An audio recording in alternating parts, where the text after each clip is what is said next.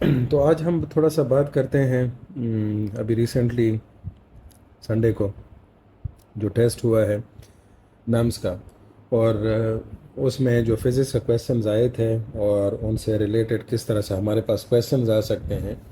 So quickly moving towards that, और ये ज़ाहिर है इस वजह से भी यहाँ पर ये बहुत इम्पोर्टेंट डिस्कशन है कि आपको एक रेडीमेड टेस्ट का माइंडसेट मिल जाता है। ज़ाहिर है this is another kind of test like MD cat.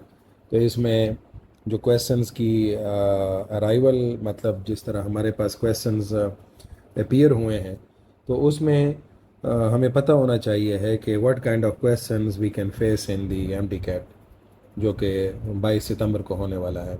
सो जल्दी से शुरू करते हैं, ज़्यादा टाइम इस पे वेस्ट नहीं करते हैं। मेरे पास जो पहला क्वेश्चन है वो हम आया हुआ है, and that is the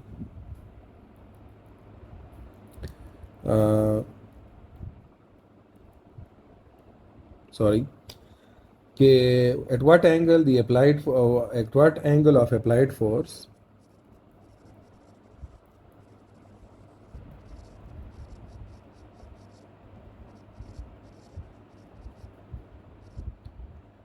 work done will be 50%।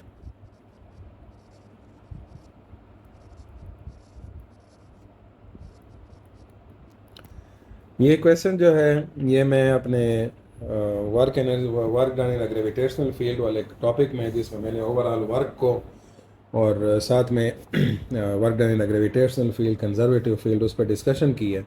तो उसमें मैंने काफ़ी डिटेल से इस तरह के पॉइंट्स रेज किए हुए हैं, तो आप उसको भी वहाँ पर चेक कर सकते हैं। ठीक है, मैं डिस्क्रिप्शन में उसका लिंक भी यहाँ पर शेयर कर दूँगा। अच्छा, अब इसके ऑप्शंस जो हैं वो हमारे पास आए हुए हैं। 30%, बी है, सॉरी 30 डिग्री, बी है 60 डिग्री, सी है 90 डिग्री, और डी है 45 डिग्री। इसमें बहुत ज़्यादा उलझने की ज़रूरत नहीं है। 50% का यहाँ पर मतलब ये है कि नॉर्मली अगर आपके पास वर्क की सिचुएशन इस तरह से होती है, एफ डी कॉस थीटा, तो जब आप थीटा की वैल्यू ज़ीरो पुट करते हैं, 0 डिग्री, तो ये एफ डी बन जाता है। इसका मतलब ये है कि यहाँ पर आपको ये मैक्सिमम वर्क मिल रहा है। ये इस सिचुएशन में भी होता है और ये 180 डिग्री में भी आपको एफ डी मिलता है, बट वहाँ पर नेगेटिव साइन के साथ मिलता है। नेगेटिव का मतलब वहाँ पर सिर्फ और सिर्फ अपोजिट की वजह से होता है कि आप फोर्स और डिस्प्लेसमेंट की डायरेक्शन अपोजिट है। अदरवाइज़ दोनों केसेस में आपको मैक्सिमम वर्क मिलता है। सो अब अगर मैं इसको चेक करूं, so this is the thing, ये कॉस थीटा, ये यहाँ पर इस एफ डी की वैल्यू को कम कर सकती है। क्यों? क्योंकि इसकी एक वैल्यू जो है कॉस थीटा की वो 1 है, जो कि आपको 0 डिग्री पर मिल रही है। सो उसकी वजह से एफ डी पर की सेहत पर कुछ फ़र्क नहीं पड़ता, because it is multiplied with 1। लेकिन अगर कॉस थीटा की ऐसी वैल्यू हो जो कि लेस देन 1 हो, तो ऑटोमेटिकली वो जब एफ डी के साथ मल्टीप्लाई होगी, सो उसकी वैल्यू को क्या करेगी, अफेक्ट करेगी। सो इस वजह से अगर यहाँ पर आप कॉस 60 की वैल्यू लेते हैं, 90 की लेते हैं, 45 की लेते हैं, 30 की लेते हैं, तो इसमें आपको पता होना चाहिए है कि कॉस 60 जो है इट इज़ हाफ। हमारे पास जवाब भी यही आ रहा है। लेकिन कॉस 30 का भी आपको पता होना चाहिए है कि कॉस 30 जो है it is going to give you the value of 0.866। Cos 30 आपके पास 0.866 है, कॉस 90 इज़ ज़ीरो, और कॉस 45 जो है this is 0.707। So sometimes you may be asked कि अगर ये 45 डिग्री का क्वेश्चन होता तो यहाँ पर आपके पास जो वो पॉइंट होता वो क्या होता, 70%। क्योंकि ज़ाहिर है अगर एफ डी को मैं 0.707 से मल्टीप्लाई करूँगा, so it's just like that you are taking the 70% of the whole work. ठीक है, तो होल वर्क आपके पास एफ डी है। जब आप इसको 0.707 से मल्टीप्लाई करेंगे तो ये उसका 70% हो जाएगा। यहाँ पर ये जो चीज़ क्लियर है, ठीक है, ये भी मैंने उसमें मेंशन की हुई थी उस लेक्चर में।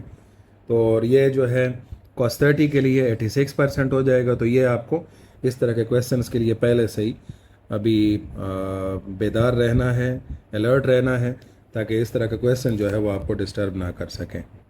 अच्छा, दूसरा जो क्वेश्चन है, अच्छा यहाँ पर ये आपको पता होना चाहिए कि मेरे पास जो कोड पड़ा हुआ है, पता नहीं अब ये कौन सा वाला कोड है, इसमें 96 नंबर क्वेश्चन जो है यहाँ पर आया हुआ है, ये जो पिछला क्वेश्चन था, और ये 97 नंबर क्वेश्चन है। और इसमें स्टेटमेंट अगर आप देखें, that what is the power of electric motor when it performs work of 64 × 10⁻⁶ joules in 8 seconds.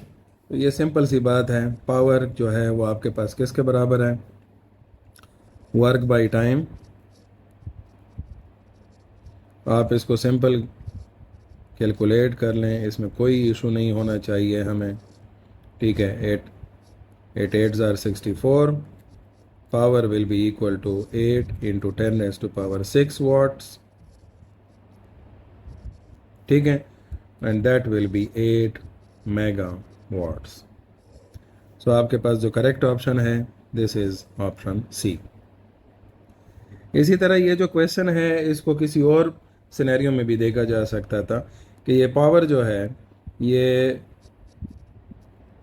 Horse power में आपसे मांग ली जाती। So we should know that 1 horsepower is 746 watts, ठीक है। तो ये चीज़ें हमें पता होनी चाहिए।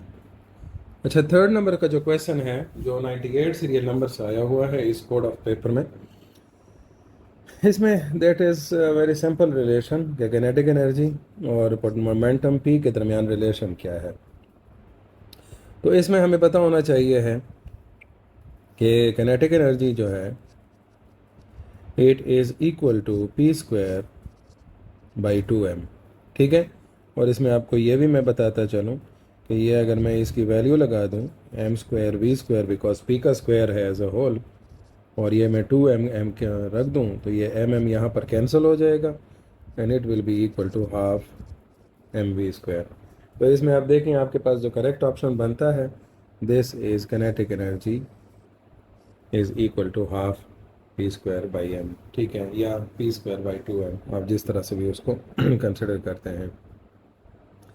तो बाकी का करेक्ट ऑप्शंस जो हैं, अगर आपको इसमें डाउट हो रहा हो, समटाइम्स अगर आपके माइंड में कन्फ्यूजन पैदा हो गई है, याद नहीं आ रहा, या उस तरह से वो लिखा हुआ है कि आपको उसकी जल्दी में समझ नहीं आ रही, sometimes mind is blocked, so that is very simple case.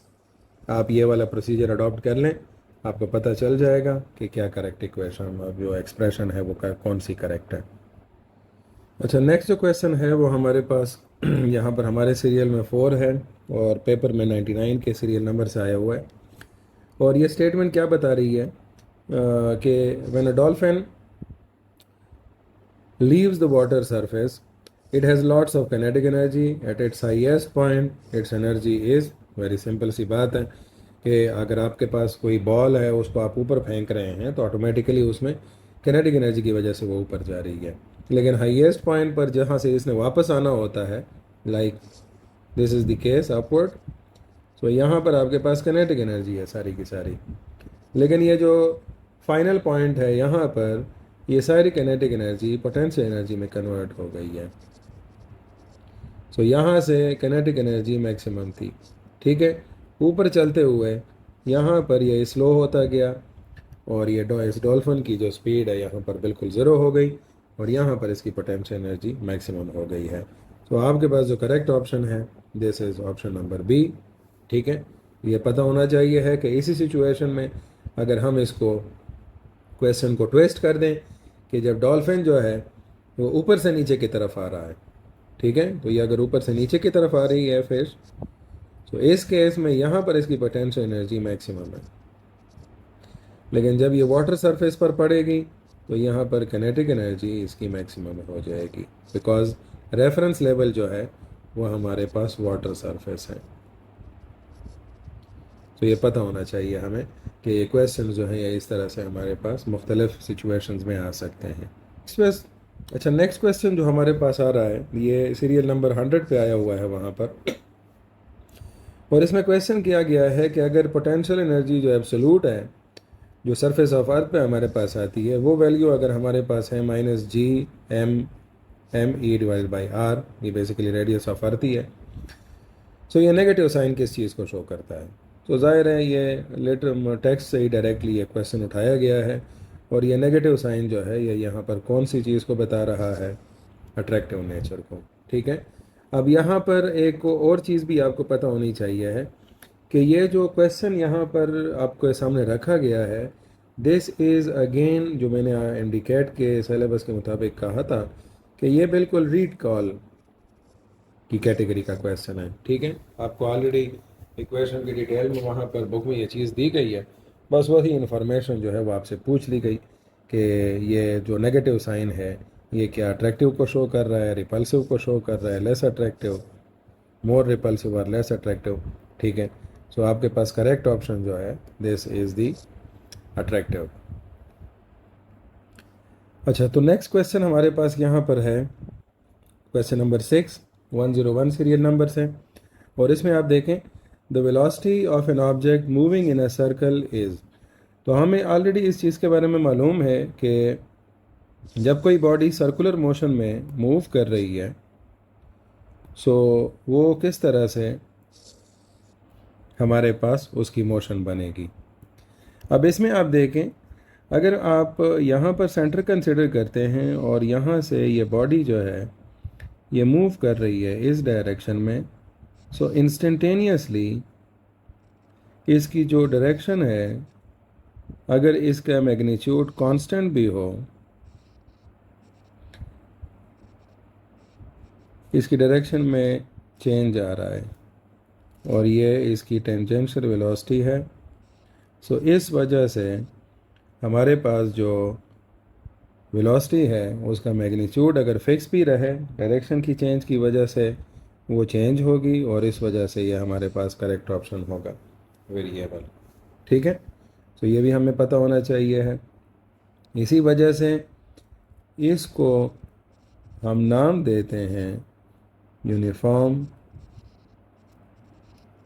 Acceleration का, कि इस वजह इस सिचुएशन में जो एक्सेलरेशन पैदा होती है यूनिफॉर्म एक्सेलरेशन पैदा होती है, क्योंकि जो वेलोसिटी की डायरेक्शन है ये वाली जो इस तरह से चेंज हो रही है ये यूनिफॉर्मली चेंज हो रही है, but this is a change, so that's a uniform acceleration. और फिर अगर मैं इसको दूसरी टर्म से रिप्रेजेंट करता हूँ वेलोसिटी को, सो बिल्कुल, so for velocity it is uniformly varying। ठीक है, इस क्वेश्चन में हमारे पास जो स्टेटमेंट है वो है that if you stop your car quickly by wearing seat belts, chances of injury is greatly reduced। ठीक है, because of seat belt applies, ये वैसी अप्लाइज है। ठीक है, पेपर में भी अप्लाइड लिखा हुआ था बट दैट इज़ अप्लाइज। तो ये हमारे पास कौन सा हो जाएगा, क्योंकि ज़ाहिर है सीट बेल्ट जो है जब कार की मोशन इधर है और ब्रेक अप्लाई होती है तो जो पैसेंजर है या ड्राइवर है वो क्या करता है, आगे की तरफ गिरता है इनर्शिया की वजह से, और ये वेलोसिटी की डायरेक्शन है। ठीक है, सो वो क्या करेगा, आगे की तरफ गिरेगा और सीट बेल्ट जो है उस पर अपोजिट फोर्स अप्लाई करेगी, और तो इस वजह से वो जो इंजरी के चांसेस हैं वो ख़त्म हो जाएंगे। सो हमारे पास यहाँ पर जो करेक्ट ऑप्शन होगा that will be the opposite force. तो ये बेसिकली इनर्शिया के अपोजिट फोर्स हमें चाहिए है ताकि हमें कोई सहारा मिल सके जिसकी वजह से इंजरी के चांसेस जो हैं वो रिड्यूस हो जाएंगे। ओके, नेक्स्ट क्वेश्चन जो है it is question number 8 with serial number 103, और यहाँ पर स्टेटमेंट में भी आपने गौर करना है क्वेश्चन पे, क्योंकि ऐसे क्वेश्चंस जो हैं उनमें डबल मीनिंग आ सकती है। यहाँ पर a ball of momentum 8 kilogram metre per second hits a wall and bounces straight back without losing kinetic energy. ये किसकी तरफ इशारा है? Elastic collision.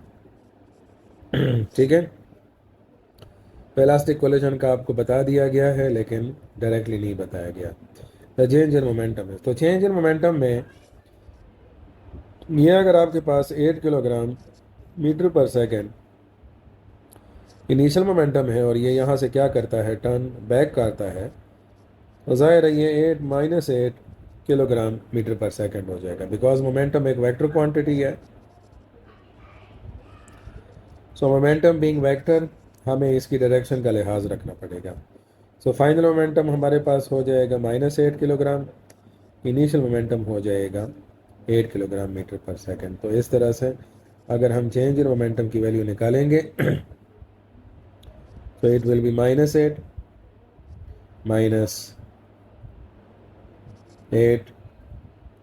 और ये आपके पास आ जाएगा -16 न्यूटन सेकंड भी आप लिख सकते हैं, किलोग्राम मीटर पर सेकंड भी लिख सकते हैं।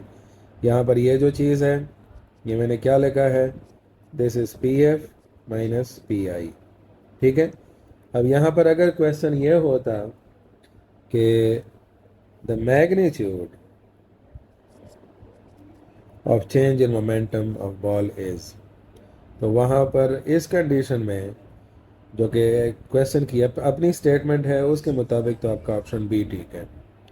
लेकिन जो चेंजेस मैंने अभी कर दी हैं, the magnitude of change in momentum, तो तब आपके पास करेक्ट जो ऑप्शन था वो 16 न्यूटन सेकंड होता। तो इस तरह से आपने थोड़ा सा अलर्ट रहना है स्टेटमेंट्स के लिए, क्योंकि कोई भी ऐसा स्टेटमेंट आ सकता है आपके सामने कि वो आपको वो जो डिटेल्स हैं वो आप मिस कर जाएं और उसकी वजह से आपको फिर सोल्यूशन में प्रॉब्लम हो। अच्छा, नेक्स्ट क्वेश्चन जो है हमारे पास, in projectile motion for which angle maximum height is half of its range, ठीक है। तो चीज़ क्या पूछी गई है कि मैक्सिमम हाइट जो है वो रेंज के हाफ हो। तो आपने यहाँ पर क्या कर देना है, ये कंडीशन लगा देनी है और इस कंडीशन के मुताबिक मैंने लेफ़्ट साइड पर क्या लिख दिया है, सारी की सारी हाइट की वैल्यू लिख दी है, और राइट साइड पर ये जो है ये जनाब आली ये रेंज की वैल्यू है और उसके साथ मैंने 1/2 भी लगा दिया है। तो अगर आप देखें कि 2V0² कैंसिल हो जाएगा, एक साइन की पावर कैंसिल हो जाएगी, G भी कैंसिल हो जाएगा, ये 2 भी कैंसिल हो जाएंगे, and we will be remained with sin θ/2 is equal to cos θ। और इससे बनेगा कि अगर मैं sin बाई cos कर लूँ, दैट विल बी 2 और ये tan θ बन जाएगा, और थीटा की वैल्यू अगर हम मालूम करेंगे तो ये वैल्यू, अब मसला क्या है, मसला ये है कि इस वैल्यू का जो रिज़ल्ट है वो आपको जो नॉर्मल कन्वेंशनल एंगल्स हैं 30, 45, 90, 60 एक्सक्यूज मी, इस कैटेगरी में नहीं है। तो ऑब्वियसली अब यहाँ से जो रिज़ल्ट हमारे पास आ रहा है वो 63.43 है। ये ज़ाहिर कैलकुलेटर आपको सॉल्व करेगा। अब ये क्वेश्चन उन किन स्टूडेंट्स के लिए है, यहाँ तक तो आप आ जाएंगे, लेकिन यहाँ के बाद आपके लिए मुश्किल होगी। अब ये क्वेश्चन जो है ये उन स्टूडेंट्स के लिए है कि या तो जिन्होंने ये पहले से ही प्रोसीजर अटेम्प्ट किया हुआ है, और या फिर अगर वो दूसरी क्लास होती है स्टूडेंट्स की तो वो यहाँ पर अगर वो ब्रेक हो जाएगी, बिकॉज उनके पास ऐसा कोई मैकेनिज्म नहीं है जिसको वो टेंजेंट इनवर्स 2 के रिजल्ट निकाल सकें और ये वैल्यू निकाल सकें। सो ये क्वेश्चन ऐसे समझ लें कि ये मेजॉरिटी उन्हीं स्टूडेंट्स के लिए है जिन्होंने ये कैलकुलेशन पहले से की हुई हो, ठीक है। So that can be easily attempted for it, और अगर उन्होंने किया हुआ है तो मे भी उनको इस सारे सोल्यूशन की ज़रूरत भी ना हो। So that may be a kind of identity for them. अच्छा, इस क्वेश्चन में जो हमारे पास स्टेटमेंट है वो ये है, सारा goes around a circular track, ठीक है, which has a diameter of 20 metre. If she runs around the entire track for a distance of 180 metre, तो ये प्रोमिनेंट डाटा है, उसका एंगुलर डिस्प्लेसमेंट मालूम करें। तो इसमें ये ऑप्शंस अवेलेबल हैं, ठीक है। और इसके लिए सिंपल आपके पास रूल है कि अगर आपके पास डायमीटर दिया हुआ है 20 मीटर तो आप इससे रेडियस की वैल्यू निकाल सकते हैं और वो बन जाएगी 10 मीटर। आपको चाहिए है एंगुलर डिस्प्लेसमेंट, तो थीटा आपके पास बराबर है एस बाई आर के। एस जो है उसने दिया हुआ है कि जितनी भी उसने डिस्प्लेसमेंट डिस्टेंस कवर किया है वो सर्कुलर ट्रैक पर वो 180 मीटर है। ठीक है, सो 180 मीटर को आप 10 पे डिवाइड कर दें, एस आपके पास 180 मीटर है, आर की वैल्यू 10 है, तो ये आपके पास बन जाएगा 18 रेडियंस।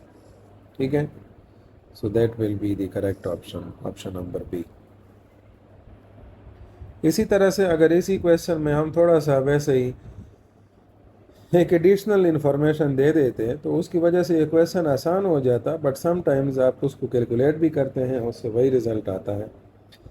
तो अगर वो यहाँ पर इस इंफॉर्मेशन में हमें कोई ये चीज़ बता देता कि एक कंप्लीट साइकिल पूरा हुआ है, तो कंप्लीट साइकिल में ये वाला डाटा जो है या ये वाला डाटा जो है ये फिर प्रोमिनेंट नहीं रहा, फिर कंप्लीट साइकिल है, तो उस केस में आपके पास जो थीटा की वैल्यू है वो 2 पाई रेडियन होगी, जो कि कितने बनती है 6.28 रेडियन। ठीक है, तो ये चीज़ है आपको पता होनी चाहिए यहाँ। तो अब इस क्वेश्चन में जो हमारे पास स्टेटमेंट है वो ये है कि angle swept by a minute hand in 1 minute is. ठीक है, तो मतलब वॉच है उस पर आपके पास 1 मिनट गुजरा है। ठीक है, तो ये मिनट हैंड है आपके पास। सो अब यहाँ का जो एंगल में उसने कहा है वो पूछा है। अब यहाँ पर अगर आप सिंपल उस पे जाते हैं ओमेगा पर, जो कि थीटा बाई टी है, तो वो वैल्यू हमें मालूम होनी चाहिए कि ओमेगा की वैल्यू मिनट हैंड के लिए 2 पाई रेडियन ये कंप्लीट करता है पूरा चक्कर 60 मिनट में। ठीक है, तो इसको हम चेक कर लेते हैं कि ये 2, ये बन जाएगा 30, it will B pi by 30 radian पर मिनट। ठीक है, हमारे पास टाइम जो है वो 1 मिनट है, सो टी को हम 1 मिनट पुट कर लेते हैं, थीटा हमारे पास बन जाएगा ओमेगा इंटू टी। ओमेगा हमारे पास है पाई बाई 30 रेडियन पर मिनट, और टाइम है हमारे पास 1 मिनट। 1 मिनट और मिनट ये रीडिंग ये कैंसिल हो जाएंगे यूनिट्स, पाई बाई 30 आ जाएगा। ये पाई बाई 30 यहाँ पर ये पाई रेडियन है, और पाई रेडियन हमें पता है कि 180 डिग्री के बराबर है। सो अगर हम 180 को 30 पे डिवाइड करेंगे सो दैट विल बिकम 6। तो 6 डिग्री आपके पास करेक्ट ऑप्शन होगा ए का।